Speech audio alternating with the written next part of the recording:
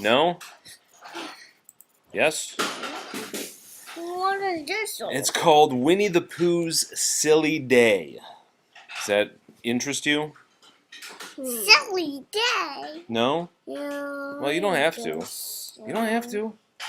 We'll read it with Miss Sandra, if you don't want to read it.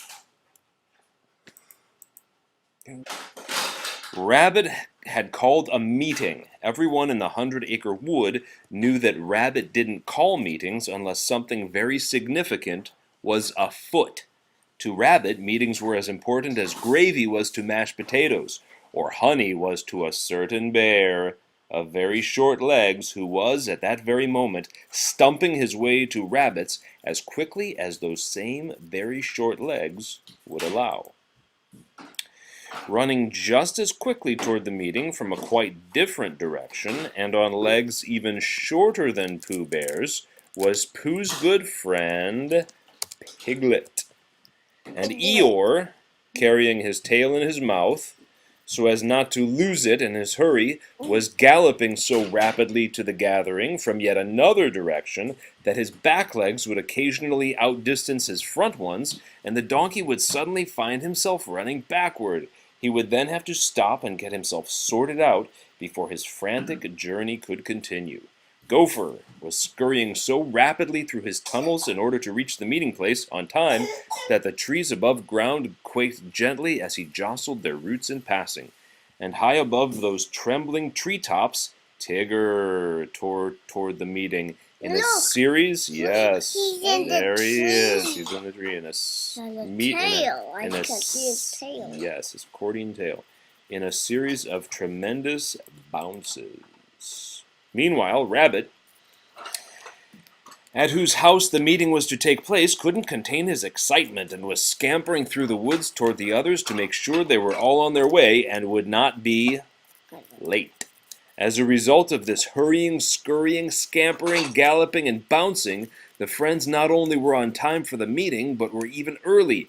Everyone arrived at a particular crossroads at precisely the same moment, all moving too fast to stop until they tumbled head over heels over one another and wound up in a friendly sort of tangle with Tigger on top and who on the bottom? Rabbit. Gopher on the bottom, while Eeyore's tail drifted down to lay limply across his muzzle. I suppose, sniffed Rabbit after they all had untangled themselves and politely dusted off one another's dusty places, that we can call the meeting to order right here and now so Pooh Bear can get on with his assignment. Pooh's ears perked up in surprise. Assignment? I'm not very good at making signs, you know. I'm never quite sure why using a certain letter isn't just as good as using one of the others, and there are so many to choose from, it's quite confusing. Rabbit pulled his ears down as if he were going to tie them in a bow beneath his chin. What? It's too dull. I can't make it any brighter. That's as bright as it goes. This has nothing to do with making signs, Pooh Bear, he said. It has to do with foolishness, which is why we need your help. Rabbit looked down at Pooh and asked, "You do realize that today is April Fool's Day?" "Of course," laughed Pooh, delighted to know the right answer for a change.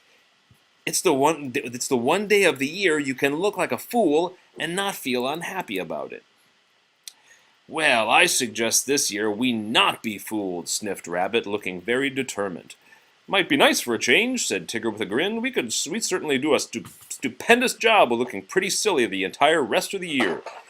"You can say that again," agreed Eeyore. "But today it's someone else's turn, by dingy," cackled Gopher. "Really?" asked Pooh. "Whose turn is it?" "I think Rabbit means he wants us to fool the April Fool before he fools us," Piglet whispered into Pooh's ear. "No fooling?" Pooh exclaimed in sudden excitement.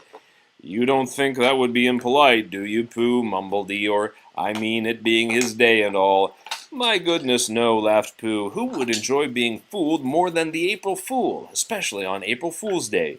Pooh leaned close to his friends and whispered, "How are we going to do it?" Do you want to keep reading? Yeah. Okay.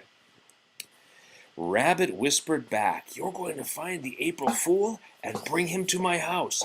"I am?" asked Pooh in amazement. But be careful, Pooh, warned Piglet, giving his friend's hand a tight squeeze. I've heard the April Fool can look like anybody. He can? Gasped Pooh. Absolutely, whistled Gopher. That's how he fools ya. Don't worry, Pooh boy, Tigger assured Pooh with a slap on the back. You'll find him. Nobody knows more about foolishness than you do. As the others hurried off to Rabbit's house to prepare their surprise for the April Fool, Pooh scratched his head furiously with both hands.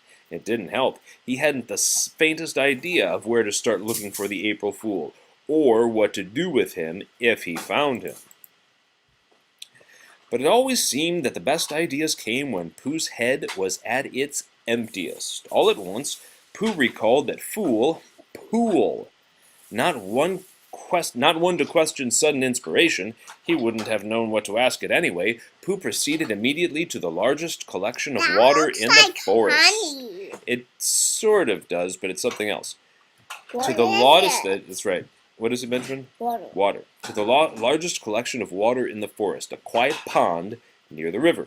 As Pooh cautiously crossed from one side of this pool to the other on a series of stepping stones, the one that happened to be a turtle and not a rock tipped him head first into the water.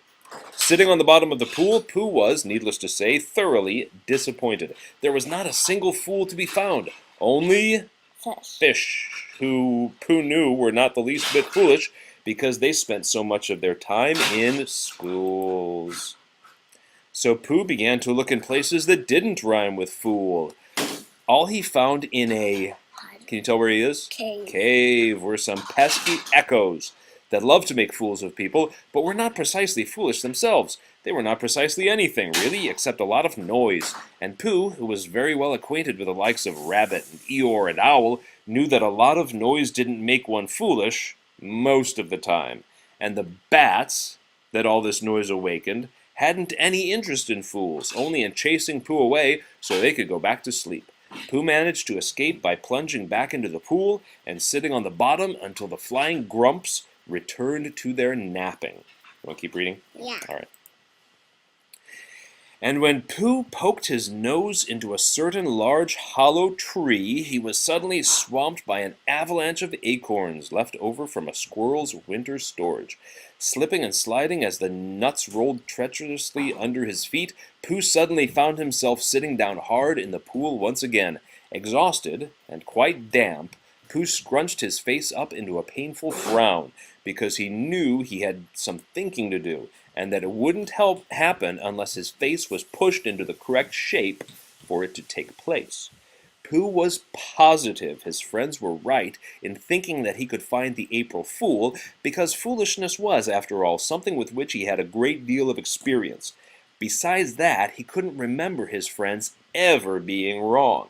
He also couldn't remember what he'd had for breakfast, but that didn't matter, because it was time to get to the bottom of things, which was why he'd sat down in the first place.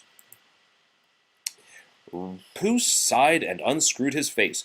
Perhaps I should go to Rabbit's house and ask for help, he said to himself, but he immediately shook his head. No, that would be foolish. They're busy getting ready to fool the April Fool. All at once, Pooh sat up straight and a smile lit up his face.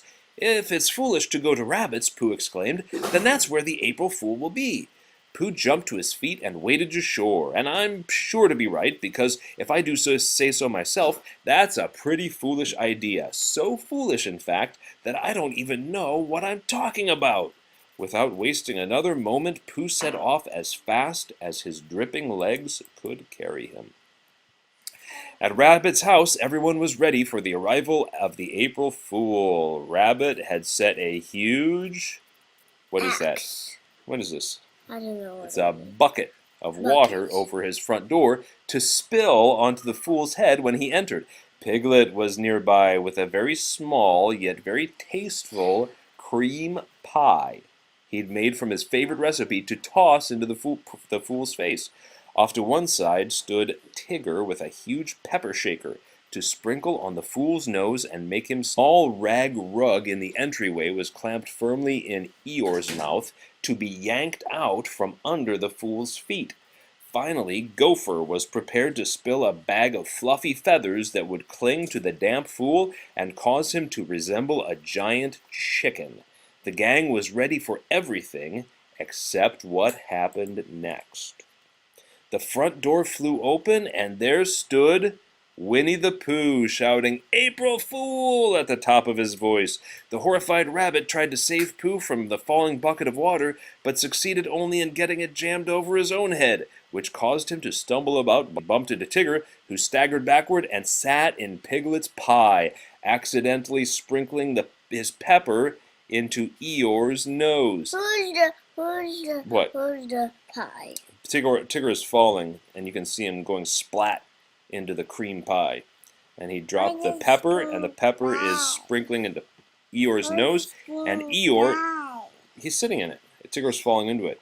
Eeyore, still hanging onto the rug, emitted such a powerful sneeze that it propelled him backward into Gopher, who spilled his feathers all over Piglet as the rug jerked out from under Pooh's feet and set the bear down in the entryway with a loud thump. After a moment of shocked silence, during which the disheveled friends looked at one another in amazement, Pooh finally managed to blurt out, "I was right! The April Fool is here!" Then he looked down at his still dripping jersey, his shirt. But he did seem to be very much out there, too. Then the laughter began, and it was quite a while before anyone could speak. Finally, Rabbit, wiping the tears of mirth from his eyes, put his arm around Pooh's shoulders and said, "I think you've discovered the full secret, Pooh Bear." Pooh managed to look quite pleased with himself, and puzzled at the same time. "I have? What is it?" "It seems the April Fool is everywhere, Buddy Bear," hooted Tigger, "and he looks just like us." "And a good thing, too," sighed Pooh. "Why is that, Pooh Bear?" demanded Piglet, trying to remove a particularly large feather from his very small ear. "Because then we can all laugh with one another, and not at anyone," said Pooh. "Or am I being foolish?" "No, Pooh," said Piglet with a smile, "not this time." And the laughter began again, and went on for a very long time. That was a loud one. Loud one? Who said it loud? Oh, okay. Sorry about that. What did you think? Good. Did you like it? Yeah. What did you like about it? I don't know. Okay. Oh, Winnie the Pooh? Yeah. That's nice.